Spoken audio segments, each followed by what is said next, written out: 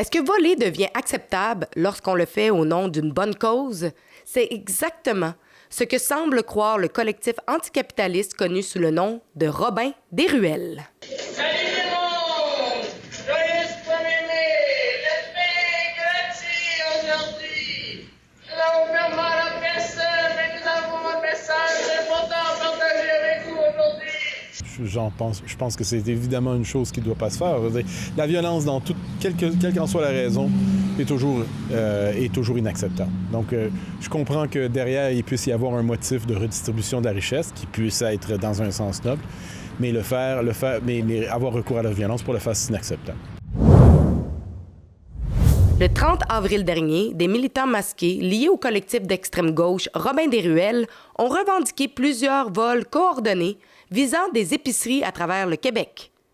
Des milliers de dollars en nourriture ont été volés avant d'être redistribués lors des manifestations du 1er et du 2 mai. À Québec, des sacs remplis de produits volés ont été distribués avec le message « C'est gratuit parce que c'est volé ». Et à Montréal, des militants ont même installé une table durant une manifestation syndicale avec une bannière indiquant « Nourriture volée, servez-vous ». Le groupe affirme viser ce qu'il appelle la mafia de l'alimentaire, accusant les grandes chaînes d'épicerie d'être responsables de la hausse du coût de la vie et dénonçant leurs profits. Dans une déclaration, ils ont écrit, et je cite, « Ultimement, nous devons faire front contre les propriétaires et les corporations qui privatisent la vie. » Mais voici la vraie question. Oui, le coût de la vie explose. Oui, plusieurs familles peinent à payer leur épicerie. Mais est-ce que cela justifie le vol organisé? Les grandes chaînes d'épicerie comme Loblaws fonctionnent généralement avec des marges de profit nettes relativement faibles, même si le montant d'argent semble énorme. Ces profits servent à payer les employés, réinvestir dans les opérations, absorber les pertes liées au vol, maintenir les chaînes d'approvisionnement et garder les magasins ouverts. Pourtant, les militants anticapitalistes semblent beaucoup moins préoccupés par les monopoles d'État, comme la Société des alcools du Québec, qui génèrent des marges nettement plus élevées. Apparemment, les profits élevés posent problème seulement lorsqu'ils viennent du secteur privé, pas lorsqu'ils viennent de l'État. Et ce n'est pas la première fois. Depuis des mois, ce collectif revendique ouvertement des vols visant de grands détaillants à travers le Québec. Pour moi, le top 1 de cette année, qui a le fait le plus jaser, mais aussi qui nous a donné une invitation à aller voler, à faire de l'autoréduction. Donc, je veux parler des Robins des Ruelles parce que c'est vraiment quelque chose qui m'a fait chaud au cœur de voir cette action republiée et notamment la réception qu'il y a eu autour de ça. Et c'est ça que j'ai trouvé vraiment fort, c'est que tout le monde a compris. Il n'y avait pas besoin de texte, il n'y avait pas besoin de... Tout le monde a compris en mode, bien sûr, on va redistribuer des choses qui nous appartiennent à notre classe, on va le remettre, l'épicerie c'est bien trop cher, tout le monde doit se nourrir et je trouvais cette action vraiment bonne. Ce qui est peut-être encore plus troublant, c'est l'appui du public que ces actions reçoivent. Comme si un crime devenait soudainement moralement acceptable lorsqu'il est commis au nom de la justice sociale. Moi, je trouve ça lamentable. Et ils ne pouvaient pas appeler la police, non? Je pense qu'il y a d'autres façons de donner. Ouais.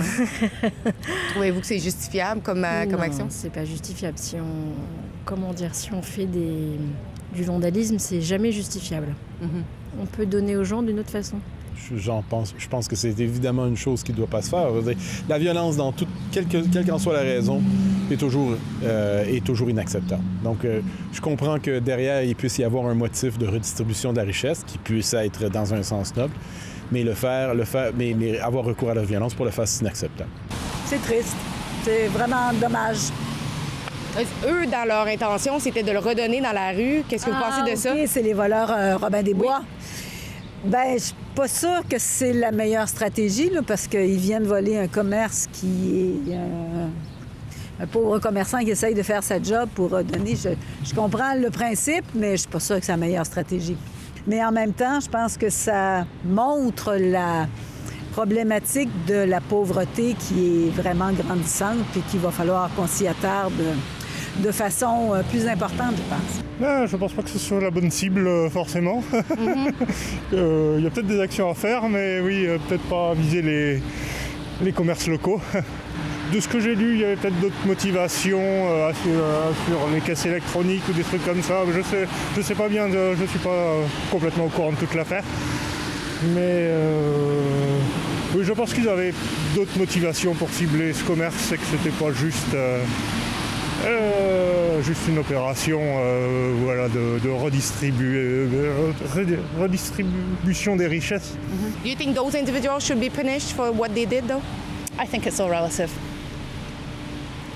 By Small crimes, where it's going to cost more to persecute and where people are hungry, I think there's some leeway. what do you think of the people who are actually supporting what they did? I think that's okay. Everybody's got different viewpoints. I think it's a shame for the businesses involved. And you think that targeting small businesses is wrong, though? It's wrong, yes. Pensez-vous que ces jeunes-là devraient être punis d'avoir fait ce qu'ils ont fait? Je ne sais pas trop comment. Je sais pas trop. C'est clair qu'ils veulent faire une bonne cause, mais c'est pas la meilleure stratégie. Alors peut-être que... Je sais pas. Vraiment, honnêtement, là, sur la punition particulière, je suis pas sûre qu'ils aient besoin de plus de punition que n'importe quel autre voleur, mais... Regarde, je pense qu'il faut qu'il se fasse quelque chose. C'est clair. Certainement. Oui, complètement. Nous avons vu ce phénomène ailleurs.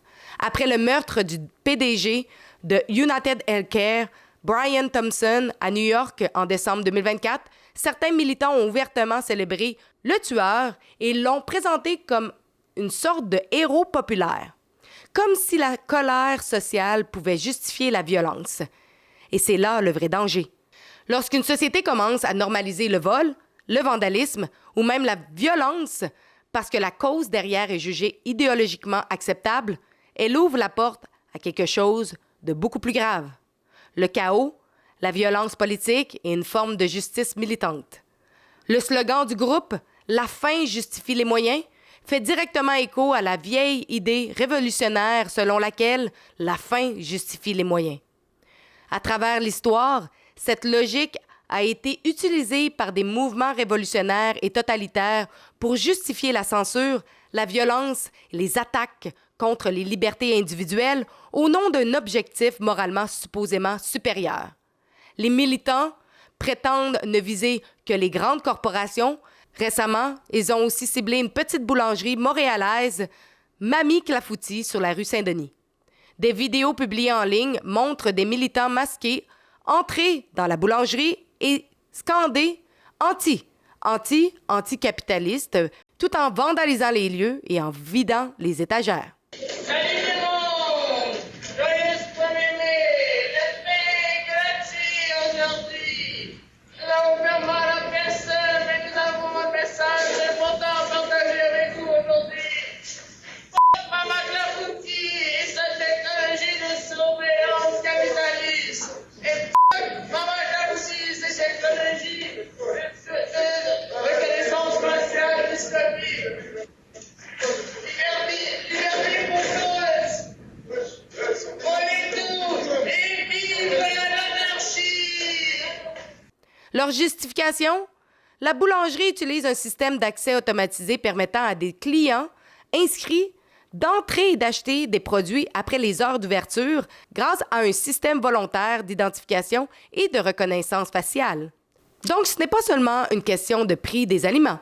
C'est une façon de faire avancer un agenda marxiste et anticapitaliste où le chaos, le désordre et l'intimidation deviennent des outils politiques normaux. Et le public semble de plus en plus prêt à tolérer le vol tant que la cible est une grosse corporation ou assez idéologiquement acceptable. Si c'est des grosses chaînes, est-ce que vous seriez plus d'accord? Je serais moins dérangé, on va dire. If it's a small business, I do not think it's good because I support small businesses. But if people are hungry and they need to eat, people need to eat. So do you think it's more okay Not in to this case. It's a to small target business. the big businesses? Big businesses, yeah. Yeah. Mais un crime reste un crime, non? Parce qu'une fois qu'une société commence à tolérer les crimes idéologiques, elle perd souvent le contrôle sur l'endroit où la ligne sera éventuellement tracée. À travers le Canada, le crime est en augmentation. Nous devons envoyer un message à nos gouvernements qu'il est temps de fixer nos villes. Nous avons un site web à fixourcities.com. Nous pensons que nous pouvons faire entendre votre voix via une pétition. Donc, allez la signer. N'oubliez pas de laisser un commentaire et de vous abonner à notre chaîne YouTube.